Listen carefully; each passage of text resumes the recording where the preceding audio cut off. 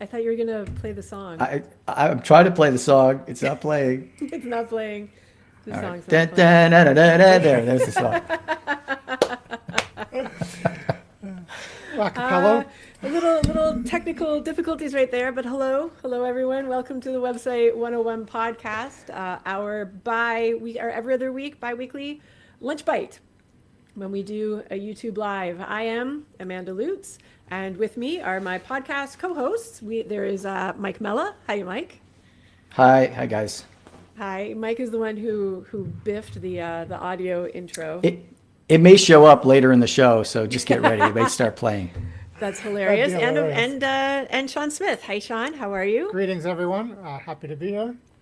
Fantastic. So for anyone who's just stumbled across us on the YouTube, we do have a podcast, even though we've been very lacking in this latest season getting episodes out, and we were called out on it by a listener. I received an email on the weekend from Christine. Christine, yeah. I'm sorry, Christine. Sorry, Christine. Christine, we will do better. We will, for you, specifically for you. Right. Yeah, we've been lazy, and we'll get on it. Yes. Yeah, we're running out. Let's do that. We're going too far into the year at this point. We have to if we're officially saying hey, it's a good time to start the thing up again, it's January. Well, it's January 17th, so we should really We get really on it. should. Yeah. Yeah, But, maybe we can talk post-meeting, post-recording, and make a plan to get an episode or two out before the next month, if possible. Yes, that would be. That's right. That would I be approve. awesome. So Yes. You can always You can always find us at the website 101podcast.com. We are also streaming on Spotify and on Apple Podcasts, on all of the podcast platforms. And of course, we do have some YouTube videos. I need to get my butt in gear with the videos again. And yeah, we talk web development, both for It'll business happen owners, soon. for small business owners, to help them out with things that they're trying to do online, and novice web developers. That's right. I feel like I'm in the witness protection program or something here with what do they call it? Interrogation room. Because there's a light directly above me instead of here. It's because my office is no longer my office. This is a temporary thing. So anyway, whatever. Sorry about that. If I look like I'm hiding something. no, it's just I'm not. interesting mood lighting. Yeah, exactly. Yeah, I should It's just- put a it's bad. colored bulb in there. Okay, so what's going on with you guys? What's new? Well, last night I was watching the YouTubes as you do before you go to bed, and I stumbled across a video by Kevin Powell, one of our previous guests on the show, and this video was under the radar CSS features for your CSS reset. All right, so we'll include a link to that in the show notes, and Amanda's going to drop one in the chat right now if there's I just anybody did. watching. Awesome, thank you, Amanda. So in the video, Kevin goes over some new things to include. Hold go on. ahead. Sorry, let's just back up a second. For anyone who does not know, all browsers have some default styling, and it's all just a little bit different. Like the body tag has, I never remember, it's either padding or margin. H1 is going to be bigger font size and it's going to be bold. And again, it has either padding or margin. Paragraphs have either padding, something, right? Like all of the browsers have a little bit of styling. So as a developer, you definitely want to use a CSS reset before you link to your CSS file. And what that does is it just strips out all of the default browser styling, and it just takes everything right back to just like black Times New Roman text on a white background, and that's it. And then the reason no we do padding, this, no anything attached to it. yeah, absolutely, and like all the font sizes are the same, and the font weight is all the same, and everything is 0. And the reason we do this is to strip out all of the stuff that the browser is giving us to try to be helpful, but it's not. So that when we apply our styling, we have a greater chance of it being the same across all of the different browsers on different platforms. Yeah, exactly, because each browser engine has a couple of different defaults, so we want to make it consistent. In any case, thank you, Amanda, because I being the website 101, I should have given a high overview of what a reset is before going into this. So Kevin's video is giving some extra things to add to your reset. And I've added a couple of them to my boilerplate already. And I've got them added to the podcast site, but I haven't deployed it because I ran out of time before recording. So it will be there shortly after recording. So there's several things that he talks about, but the two things that I really liked were text wrap balance. And what this is it's a new feature. So that's available in all modern browsers, but if your visitor has got an older browser, it doesn't matter. The browser will just ignore it. It's safe to add. Text wrap balance, according to Kevin, and if you check the MDN website, you'll get this information as well, is it forces equal line lengths for text that is no more than 2 or 3 lines in height. So it's great. What it is great for is for headlines that are a little bit long for your container. And instead of going blah, blah, blah, and then one word at the bottom or 1 or 2 words at the bottom, leaving this really long gap, it'll even it out. And, That's cool. oh crap, I closed it. I had my boilerplate out. I had already tested it. I was going to show it, but I Yeah, that would be closed cool. it, so. Yeah. So that one's really handy. Another one is text wrap pretty, which he recommends that you add to your paragraph tags. And that does the same thing, but for orphans. And an orphan is basically a single word at the end of a paragraph. And what it does is it forces another word to wrap below so it doesn't look alone. It's not an orphan. It just makes things look nicer, or in this case, prettier. Just one word? It just adds one more word from the top? Well, the example in his video was it added one more word. I didn't test it myself, so I'm just basing that on what I saw on his video. Okay. In any case, I've added this to my boilerplate, and then he also recommended adding a max width of 75 characters for your paragraph tags because, you know, the readability Right. issues. I did not add that because one of the clients that I build a lot of websites for, a lot of times they want longer containers against my advice. So Yep. it's just whatever, I'll add it as I need it in the future. So how do And you the- add a maximum character count in CSS? That's easy. It's just max dash width and then 75 CH characters. CH. Oh, okay. I Right? don't know So if I it'll be knew that. based on the font. So however long the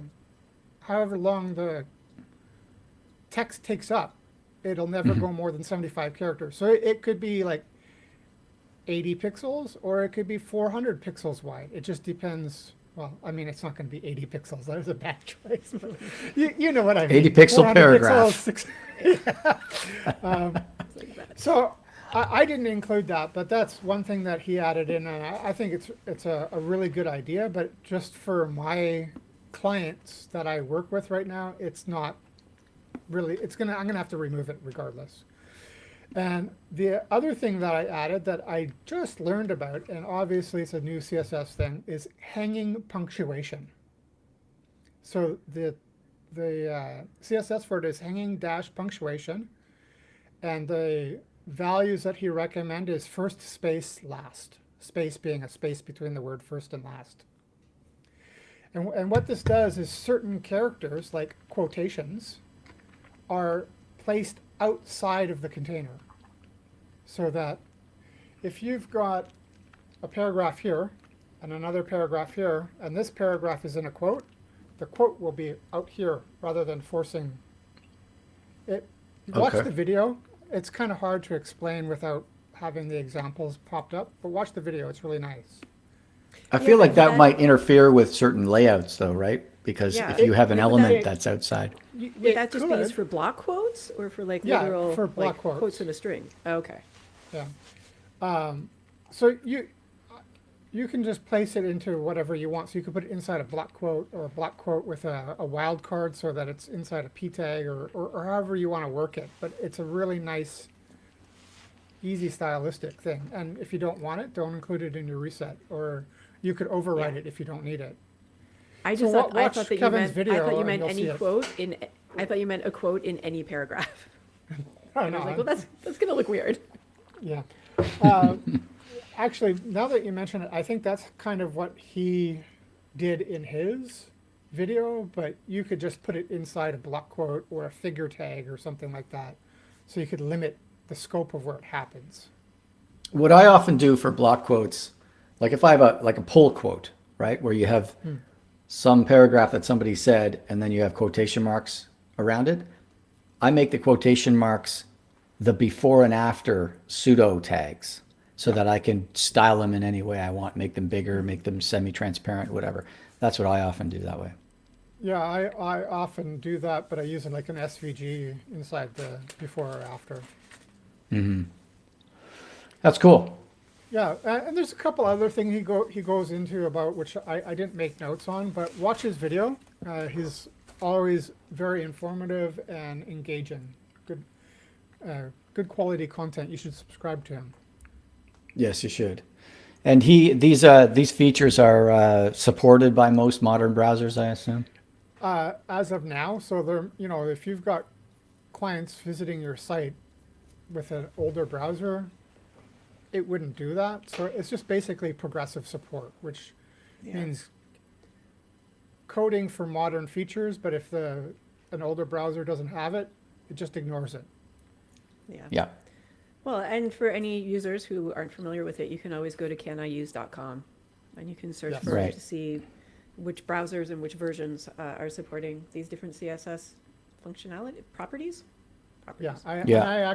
I meant to go to Can I Use before we started recording, but I ran out of time because I was trying to get the podcast one up so I could say, oh, check it out on the podcast. Hey, by the way, here's a pro tip for anyone who's developing for clients or whatever, for your job or whatever.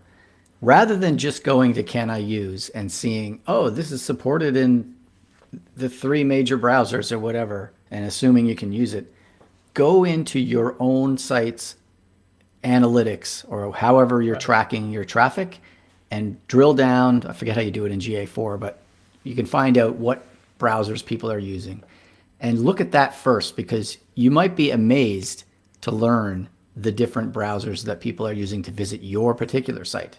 And that's the key. You don't want to just assume, oh, new browsers so I can use it. Maybe you've got like 30, I have sites where there's like 30% of the visitors are on an older browser. And that's obviously I can't use some, these ones are a bad example because they're just progressive and they'll degrade gracefully. But for some features, you want to check that and coordinate it with your own visitors.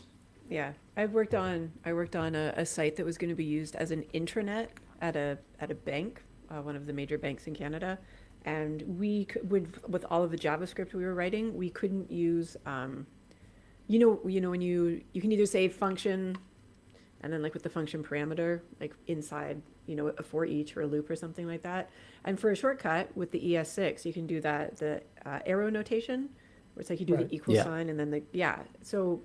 Older versions of like IE11 won't Right. support that. So we actually had to like make sure to set up all of the functions in the older way that would still be working on some of the older browsers that some of the employees are still forced to use for this bank's intranet. It was Yeah. hassle. Yeah. Sounds Banks like are fun. notorious for that. Yeah. Yeah. It's important that you use your own audience as the target of what technology you're using. You know what I mean? Yeah. Absolutely. You want to make sure everybody gets the best experience. And if you've got a large percentage of users that are on an older browser, you got to support that. Yeah. May not be fun, but Right. So It certainly won't. I've found something annoying lately that I would like to complain about. On hey, blog posts, entries, whatever you want to call it. And of course, there's always the header image, right? This big, beautiful image. But the problem is I'm noticing that a lot of designs are going back to doing almost like a 4:3 ratio, but the designs are taking up like the almost the entire width.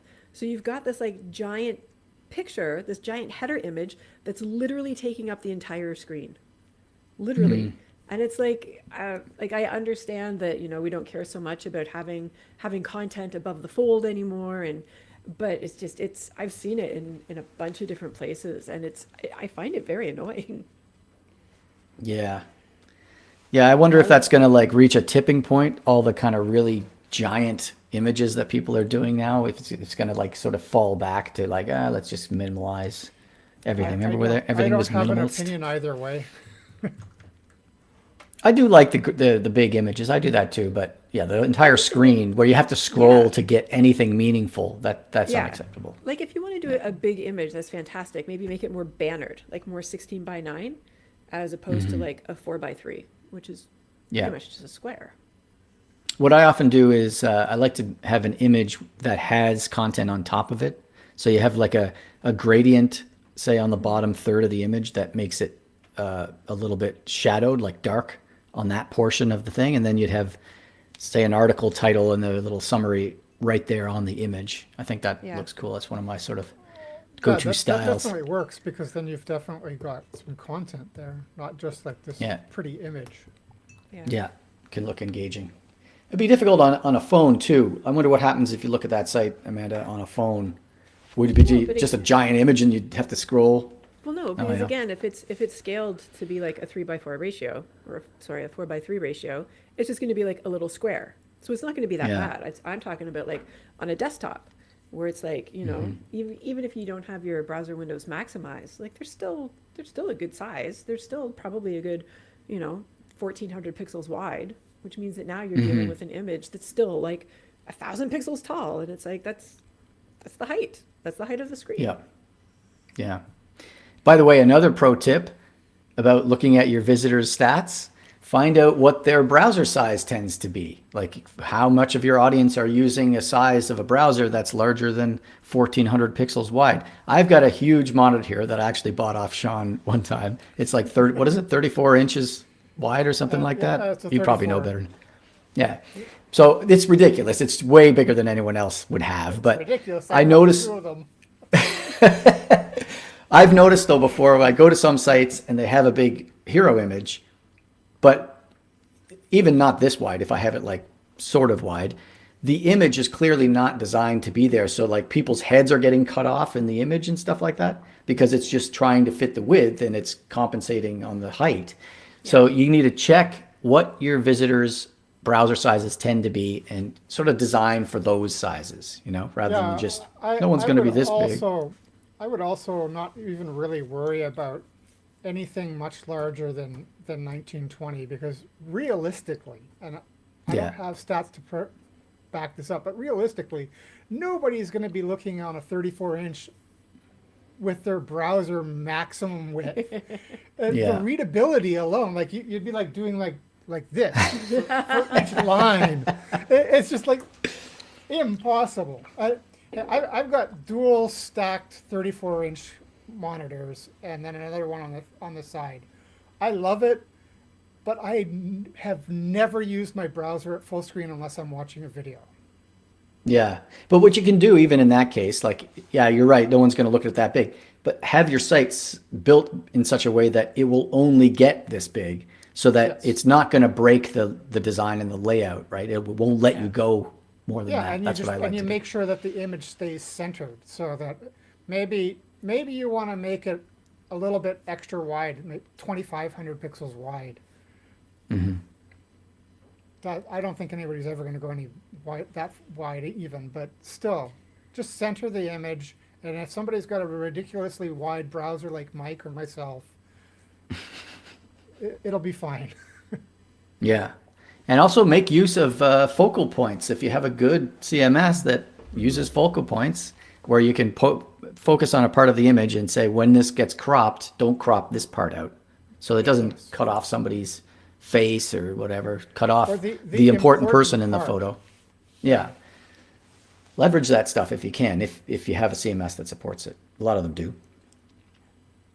I think a lot of them do, right? I can think of at least two. CMSs that do I'm that? pretty sure that newer WordPress does. Expression Does it? Engine, Craft. Like, I think most modern CMSs will have either natively or a plugin available that will allow you to do that. It's important to train your clients on that. I had to remind a client recently that they have that feature because a lot of their images, they have these articles that get cropped into these tiles, like a tile view, and they're squares, but normally the images are rectangles. So they were getting cropped and things were getting cropped left and right out of it, like not good. And I had to remind them, you can control how this gets cropped. And, so a lot of times people don't know to do that. It's like alt attributes. People don't know how to add those either. Like it's an important thing to do to your images, like put some thought into them. Yeah. Some artistic, what do they call it? Artistic direction. Yes, yes. Nice. Did he talk about has at all? Sorry, I'm going back to Kevin Powell. Has he talked about the new has thing? He used it in one of the things that I didn't bring up. So it was for smooth scrolling. Instead of putting your smooth scroll on the HTML attribute, he set it up on something else with a has target, so that if you've got scrolling on an internal div, it'll smooth scroll as well. Okay, interesting. Watch the video. I didn't want to cover the whole video. I just wanted to pull out the ones that I found immediately useful.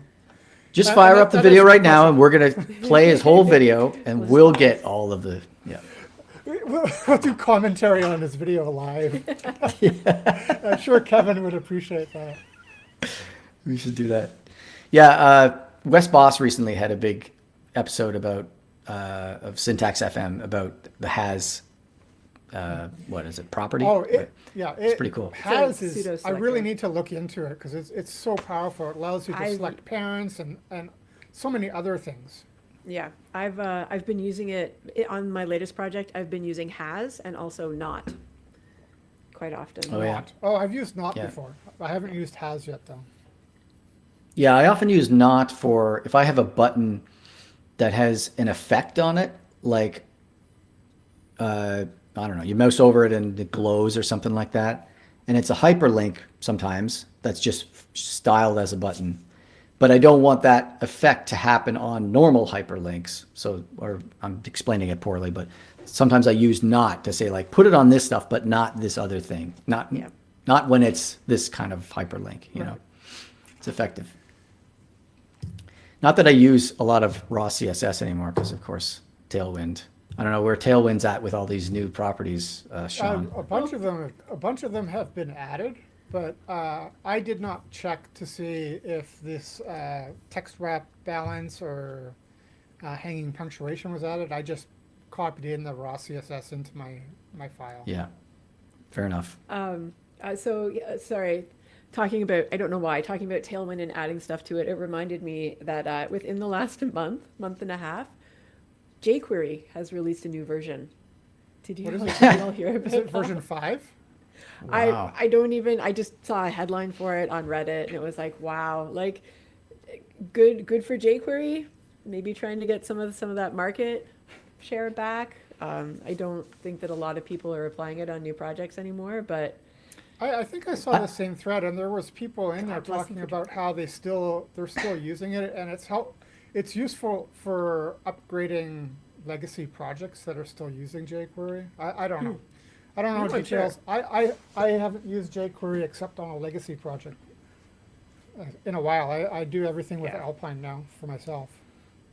I'd be curious to know if they've managed to make jQuery smaller, because that was the Smaller. big, Yeah. that's the big drawback, right? You're adding a whole bunch of crap just to get this better syntax, but like yeah.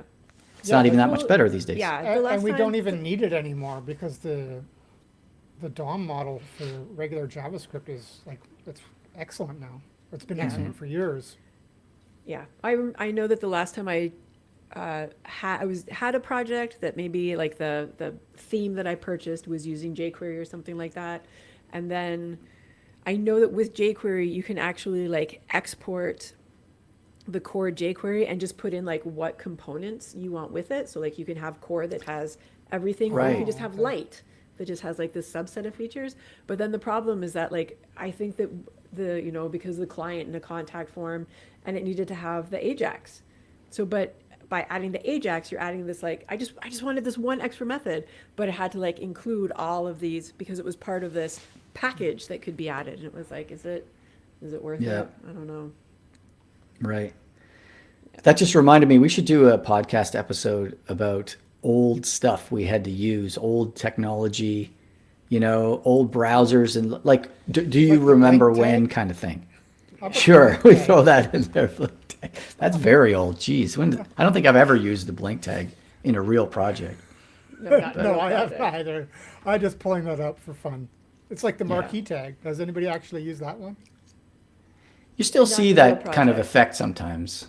I sometimes Yeah, see but these now- Done with crawlers. JavaScript now. No, but now it's all Yeah. going to be JavaScript and third-party libraries and make it like do a specific thing. And yeah, the marquee tag does exist. Yeah. You just can't control it. Right. Yeah, those were the days. That's what we'll call the episode. I Those think it's were a the great days. idea. Right. So anybody watching, leave a comment and tell us your "those were the days" thing that you used in the past, and we'll talk about it in the show.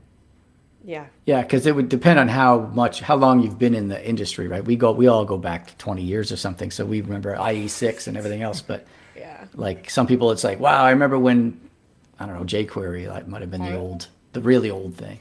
Yeah. What I built my first site using a pirated copy of Dreamweaver. Yeah, I did Well, that too. technically my first site was GeoCities, but I mean the first site that I actually tried coding and stuff was with Dreamweaver back in like 2000 or 2001. I can't remember. Yeah, mine was front page, Microsoft front page. Oh, I'd also used front page. It was so fun trying to find a host that had front page extensions. Oh When God, I was in awful. when I was in university, they gave us server space, and so it would like you could go to like uoguelph.ca/tilde-a-loots, and that would be like on like the official university server, and it would be like my little web page. So me and my nerd friends, we got into like HTML really early. Nice. Yeah, this is great. Yeah, We should do a would show that about be that. like 95 or something? I started university in '94. Yeah. Yeah. Yeah, you I did didn't mention. even know about the internet in 94. Oh, we would like Amanda- chat with each other on Telnet, and we would like, Yeah, I move used Telnet. files and yeah, I used Telnet and stuff. yeah. And ICQ bulletin back in the boards day. and ICQ man, was okay, we great. gotta stop talking about this now because know. this is gonna be our episode. Yeah, exactly. Exactly. We did get into some of this on our introductions. Remember, we each did an introduction about your history, whatever. We talked a little bit about this, but yeah, it'd be cool to get into more Yeah, depth. go check out the episodes. That was in season 4. Yes, There's absolutely. one each for each of us. Yes. Maybe we'll put them in the show notes for this, or the comments. What do you call it? Yeah, well, we did comments. get show notes A for description. It's a video Yeah. description. Description. rather There than you show go. notes. Thank you. Right. We keep saying that, and then I keep not having time to go back and update things. So maybe stop making those promises. All right. Yeah. Right. Go. Just the. go Or we look could it up just yourself. make more Just go- just promises go- and give Amanda more work. Website 101podcast.com. Go Yeah. look for it Season yourself. 4. Google Right. search site : website 101podcast.com. You can find it We have a yourself. search on there now, don't we? Isn't there a search function? Oh, we certainly do. Oh, There you go. Let me double check that. I really remember doing it, but I don't think I Not sure if you actually did deployed it. that. No. I feel like oh, it's there yes, somewhere. yes, there is. It is there. All right. There you go. cool. Yeah. Beautiful. All right. Should we wrap it up, or what do you think? Yeah, no, I This think is we're great. good. Yeah, I think been this is a good. I'm gonna do my best to start this intro whenever music. Yeah, let's see if it happens. I don't know if it's. Yeah, it's not. You could acapella it again. Come on. Wait, No, wait. please don't. No, not happening. No. Okay. Sorry. Okay. Thanks for watching, everybody. Keep an eye on the feed. Something will come out soon. Yeah, that was good. Stream is done.